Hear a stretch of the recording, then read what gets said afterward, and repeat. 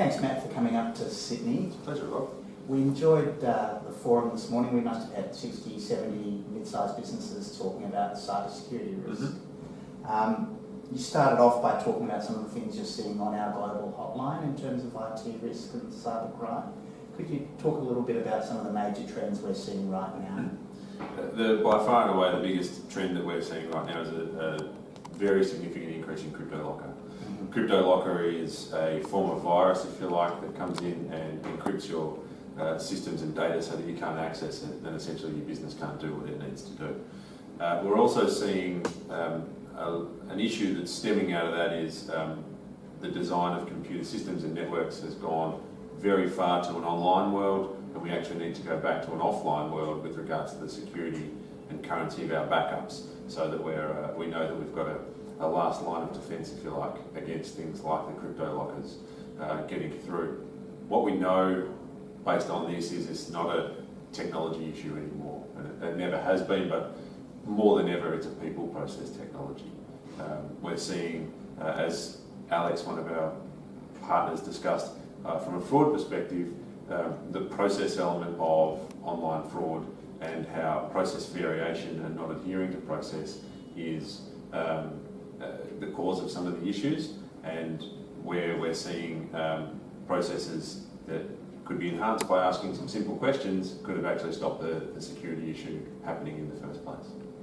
Yeah, so it's interesting, that people aspect seemed quite key to what you were talking about, Alex, and also our lawyers over at Jones Day. I guess we're also looking at process risk and system risk. And one of the things that we saw was the emerging of people not keeping their systems up to date or parallel systems. Yeah, and one of the first questions we ask with our hotline and response is, have you got antivirus? Is it up to date? Are you patching your systems? How frequently are you patching your systems? Because we know that a very significant number of vulnerabilities are accessed through unpatched systems. That process of good IT hygiene, if you like, keeping your virus definitions up to date, patching your systems, is super important now more than ever. But the education of your people about the value of their iPhone or their mobile device, it's not simply just an $800 device anymore, because it holds all the company's secrets on it and is very easily lost or stolen or accessed through very basic passwords that are frequently in use these days. Yeah, it's interesting. I mean, one of the areas that had a bit of discussion this morning was around protecting the end user devices, the iPads, the phones, and so forth. Not just around passwords, but globally, we're using quite neat technology to protect our clients. Very much so, and something that we're all familiar with that many of our clients may not be is simply email filtering.